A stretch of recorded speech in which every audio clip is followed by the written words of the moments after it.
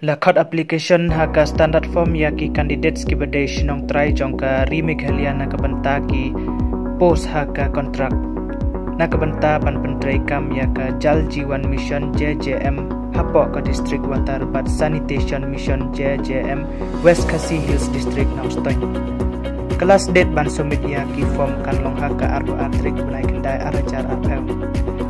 Ke post ke banekong kalong Coordinator for IEC, ke post kelong tangkewe, kerta kelong katkum ke ain, jong ke Government of Meghalaya, ke jingsew kelong arpeu jar sibnai, ki kerdan pule pidai ban pendep ya ke Master in Social Science lene Mass Communication, lene Management, lene Rural Management, padon kam ya ke experience haka IEF sector, ke post ke baar Coordinator for Capacity Building and Training, ke post kelong tangkewe, kerta kelong katkum ke ainjong ke Government of Meghalaya, ke jingsew kelong arpeu hajar sibnai, ki kerdan pule kelong pidai ban pendep ya ke Master in Social Science, lene Mass Communication, lene Management, lene Rural Management, bat ke experience haka IEF sector.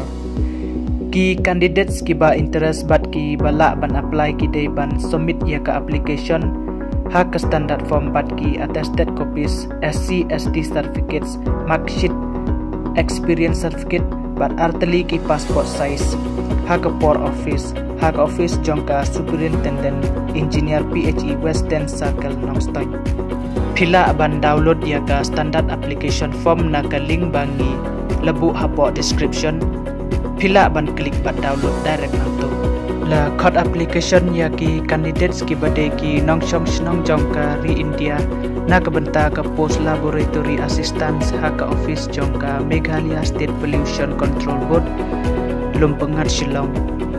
Kelas date ban submit ya ki form kalong haka arpula tribunal kendai arajar apel.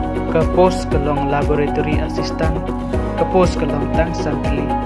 Kirta kelong kat prasnem hado apuniau snem kerta kat kum haka stirik benai Januari arajar arpeu ka relaxable kadai sansnem yaki SC ST candidates ka jingsew kelong haka level 6 arpen rew hajar sanspa hado rew arajar sauspa shibnai ka kerdan pule kelong pidai ban pendep ya ka bachelor degree in science, chemistry, lane batuni, lane environmental science, lane pisciculture. Te ki candidate ki ba interest ki dai ban submit ya ki application form syaka member secretary Meghalaya State Pollution Control Board Lumpengat Shillong. Haka standard form bat pidai ban buk lang ya ki passport size jong PR terli lightly ke self-addressed envelope but ke demand draft application fee. Ke application fees kalong sispa tengka na ke benta ki SC ST but aspa tengka na ke benta ki general category. Ke jingsiw ya ke application fees kalong lengba ke demand draft syaka member secretary Meghalaya State Pollution Control Board Shillong.